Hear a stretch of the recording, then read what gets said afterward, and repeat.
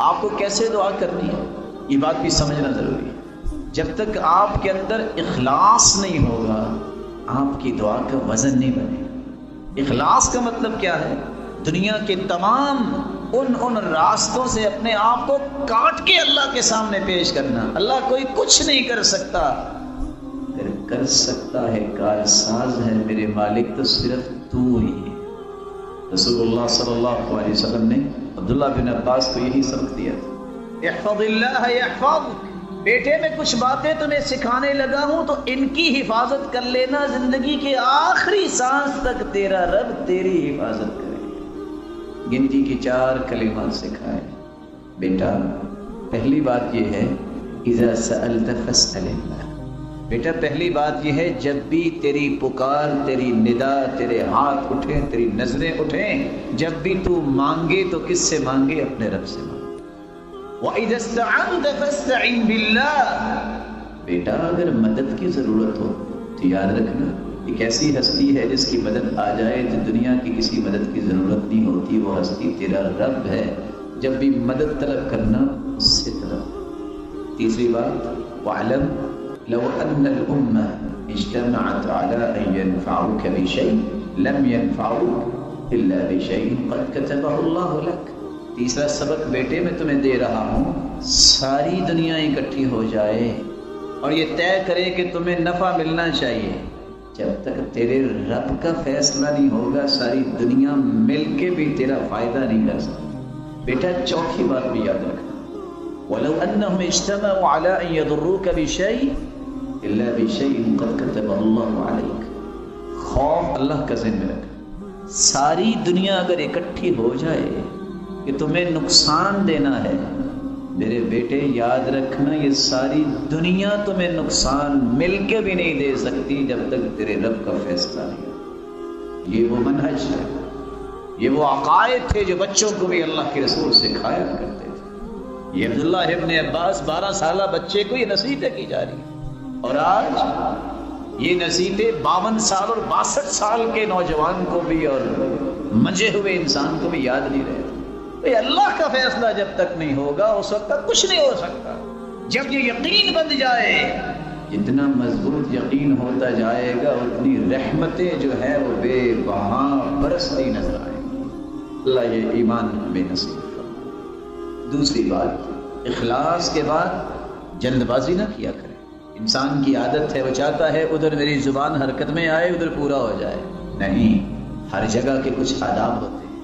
زندگی کے معاملات میں جلد بازی کر لیتے ہو، اللہ کے معاملے میں کہ اللہ پہ یقین توڑنے میں جلد بازی نہ کیا۔ رسول اکرم صلی اللہ علیہ وسلم نے فرمایا لا يزال يستجاب للعبد ما لم يدع بإثم او قطيعة رحم ما لم يستعجل۔ بندے کی دعا اللہ قبول کرتے رہتے ہیں، جب وہ جلد بازی کرتا ہے تو پھر دعا نہیں قبول ہوتی۔ اللہ کے رسول جلد بازی سے کیا مراد ہے؟ فرمایا یقول دعوت وقد دعوت فلم ارى يستجب لي۔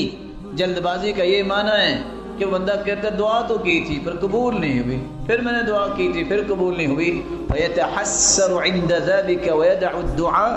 صحیح مسلم کی روایت ہے جب 1-2 مرتبہ دعا کرتا ہے قبول نیت اسے نظر نہیں آتی تو اللہ کے لب میں قبول ہو چکی ہوگی، تو یہ حسرت کرتا ہے اور دعا کرنا ہی چھوڑ دیتا ہے۔ یہ سمجھ لو جو ایسا کرتا ہے وہ محروم ہو گیا۔ جلد بازی نہ کیجیے۔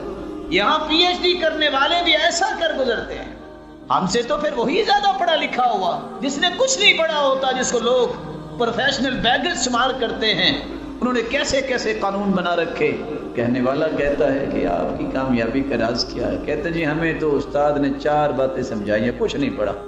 پہلی بات، ہر ایک سے مانگو، ہر چیز مانگو، ہر وقت مانگو اور لیے بغیر ٹلو نہیں۔ یہ اصول کون پیش کر رہا ہے؟ بکاری۔ یہی وجہ ہے کہ جو مال ان کے پاس اکٹھا ہوتا ہے وہ کسی تنخواہ دار کے پاس بھی نہیں۔ سمجھدار تو وہی نکلا۔ اللہ سے مانگنا، ملنا اور نہ ملنا ایک الگ خوبصورت پہلو ہے۔ تیرا اللہ سے مانگنا ہی تجھے اللہ کا پیارا بنا دیتا، تیرا اللہ سے مانگنا ہی تیرے درجے کو بلند کر دیتا۔ تیرا اللہ سے مانگنا ہی اس کے تقرب حاصل کرنے والوں کی سب میں شامل ہو جانا ہے، اس سے اور تمہیں کیا چیز چاہیے؟ رسول اللہ صلی اللہ علیہ وسلم نے ایک تیسری بات بھی سمجھائی، اخلاص کے بعد جلد بازی نہیں کرنی، تیسرا دل جمعی سے دعا کرنی۔ دل جمعی سے کیا مراد ہے؟ یہ دعا کا کوئی طریقہ نہیں ہے کہ ہاتھ اٹھے ہیں اور دیکھ رہے ہیں کہ مسجد میں پنکھے کتنے لگے ہیں، ہاتھ اٹھے اور دائیں بائیں دیکھ رہے ہیں اور دعا میں کہہ رہے ہیں یار برتن ادھر رکھ دو، تو دعا کا طریقہ ہے۔ کبھی کسی جسٹس کے سامنے بھی ایسی گفتگو کر کے دیکھے، کبھی کسی اور بڑے آفیسر کے سامنے بھی ایسے تصرفات کر کے دیکھو، وہ کمرے سے باہر بھی نکال دے۔ تم اللہ سے ہم کلام ہو رہے ہو، تمہیں سب کچھ چھوڑ دینا چاہیے، دل کو حاضر کر کے دعا کیجیے، اس پر کیف طریقے سے دعا کیجیے۔ میں اپنے رب سے مانگنے لگا، ادعوا اللہ وانتم موقنون بالاجابہ، دعا کرو اس یقین کے ساتھ ادھر دعا مکمل ہوگی، میرے رب کی رحمت کی برکھا برس جائے۔ جتنا یقین قوی ہوگا اتنا اللہ ذوالجلال زیادہ عطا کرے گا۔ یہ چوتھی بات بھی اللہ کے رسول نے سمجھائی، دعا کی قبولیت کے شکوے شکایتیں کرنے والوں کو یہ بات بھی بڑی توجہ رکھنی چاہیے، مجھے بھی اور آپ کو۔ دعا اللہ اس زبان سے نکلی ہوئی فوراً قبول کرتے ہیں جس زبان نے حرام کے چٹخارے نہ کیے ہوئے، حلال روزی، حلال مال، حلال لقمہ، یہ آپ کی دعا کو جلد قبول کروانے کا سب سے آسان راستہ ہے۔ رسول اللہ صلی اللہ علیہ وآلہ وسلم نے صحابہ کرام کو ایک بات سمجھائی، آپ نے فرمایا ان اللہ طیب لا يقبل الا طیبا۔ آپ تشریف رکھیے، یہ میں درست کر لیتا ہوں۔ اللہ پاک ہیں اور پاکیزہ چیزوں کو پسند کرتے ہیں۔ یہ قصہ سننے والا ہے، صحیح مسلم کی روایت ہے۔ پھر اللہ کے رسول نے فرمایا کہ اللہ نے وہی حکم نبیوں کو دیا، وہی حکم مومنوں کو دیا۔ نبیوں کو حکم کیا دیا؟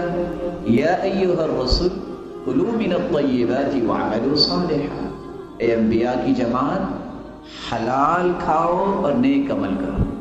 ایک پیغام دیکھیے، حلال کھائیں گے تو نیک عمل ہوں گے۔ مومنوں کو کیا حکم دیا؟ کلوا من طیبات ما رزقناکم واشکروا للہ، پاکیزہ کھاؤ اور اللہ کا شکر کرو۔ شکر بندہ کرتا ہی وہ ہے جو پاکیزہ کھاتا ہے۔ سہل ابن عبداللہ التستری بیان کرتے ہیں، من اکل الحلال عبد اللہ شاء ام ابا، جو حلال کھاتا ہے نا وہ چاہے نہ چاہے اللہ اس کی ڈائریکشن درست رکھتے ہیں۔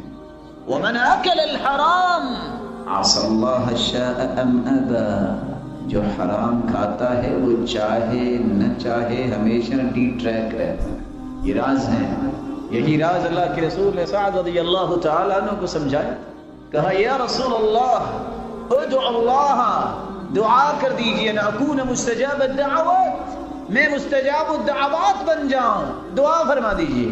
آپ نے دعا تو نہ کی، دوا بتا دی۔ دعا تو ہوتی تو اکیلے ساتھ کے لیے ہوتی، دوا بتا دی یہ قیامت تک آنے والا کوئی بھی ساتھ بن سکتا ہے۔ دعا کیا کی تھی؟ کیا دوا بتائی؟ سجیسٹ کیا کیا؟ اطب مطعمک تکن مستجاب الدعوات، اپنے کھانے کو پاکیزہ اور حلال کر لو، جو بولو گے پوری ہو جائے، جو بولو گے پوری ہو جائے۔ رسول اللہ صلی اللہ علیہ وسلم نے پھر قصہ بیان کیا، ایک شخص لمبا سفر کرتا ہے، میرے ساتھ رہیے گا، لمبا سفر کرتا ہے۔ اللہ کے رسول نے فرمایا دعوت المسافر لا ترد، مسافر کی دعا رد نہیں ہوتی۔ ایک فیز حل ہو گیا۔ اشعث اغبر، اس لمبے سفر میں بال بکھرے ہوئے ہیں، پراگندہ حال ہے، رکیے۔ رب اشعث اغبر مدفوع بالباب لو اقسم على الله لابره، کتنے سادہ انسان اگر اللہ پہ قسم ڈال دے، ان کے بال بکھرے ہوئے ہوتے ہیں، وہ اللہ پہ قسم ڈال دیں تو اللہ قسم پوری کر دیتا ہے۔ صحابی ان کی پھپھو کی ایک عورت سے تو تکرار ہوگی، ہاتھ چلا تو اس کے دانت پہ لگا، اس کا دانت ٹوٹ گیا۔ انہوں نے کہا ہم نے قصاص لینا ہے۔ قرآن بھی نازل ہو چکا تھا، والسن بالسن والجروح قصاص، دانت کے بدلے تو دانت توڑا جائے گا۔ ان سے کہا کہ تم اس کی دیت لے لو، وہ بدلے پہ تھے۔ صحابی کو جب پتہ چلا کہتے ہیں اللہ کی قسم میری پھپھو کا دانت نہیں ٹوٹے گا۔ کہا کیسی بات کر رہے، وہ تو قصاص پہ کھڑے ہیں۔ ادھر اس نے قسم اٹھائی اللہ کے پیارے پیغمبر کے پیارے صحابی نے، ادھر وہ چلے آ کے کہتے ہیں نہ دیت لینی ہے نہ قصاص لینا ہے، معاف کرنا ہے۔ تو اللہ کے رسول نے فرمایا رب اشعث اغبر مدفوع بالباب لو اقسم على الله لابرہ۔ اللہ کے پیارے بندے ایسے بھی ہیں جو اللہ پہ قسم ڈال دے اللہ قسم پوری کر دے۔ 2 فیز۔ پھر آپ نے فرمایا یمد یدیہ الی السماء، لمبا سفر ایک انسان کرتا ہے یعنی حج کے لیے نکلتا ہے، بال بھی بکھرے ہوئے ہیں، پھر ہاتھ اٹھاتا ہے آسمان کی طرف۔ 3 فیز، حدیث کے الفاظ ہیں ان ربکم حیی کریم ستیر اذا رفع یدیہ الیہ ان یردہما صفرا خائبتین۔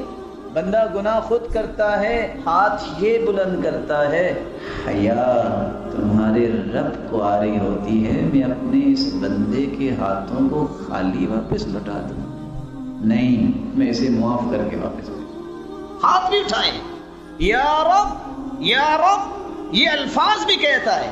4 فیز، حدیث کے الفاظ ہے ایک بندہ اچھا وضو کر لے، 2 رکعتیں پڑھ لے، ہاتھ اٹھا کے کہہ دے یا رب یا رب۔ اللہ پہلے فرشتوں سے کہتے ہیں دیکھ رہے ہو میرے بندے کو، علم عبدی ان لہ ربا یغفر الذنوب، آج اس کو پتہ چل گیا ہے کہ اس کا کوئی رب ہے جو اسے معاف کرنے والا ہے۔ اللہ اپنے بندے سے کہتے ہیں عبدی اعمل ما شئت فقد غفر لک، میرے بندے تو آ گیا، جاؤ خوشخبری لے جاؤ، تم نے جو کچھ بھی کیا میں نے تجھے معاف کر دیا۔ یہ 4 چیزیں اس کے اندر موجود ہیں۔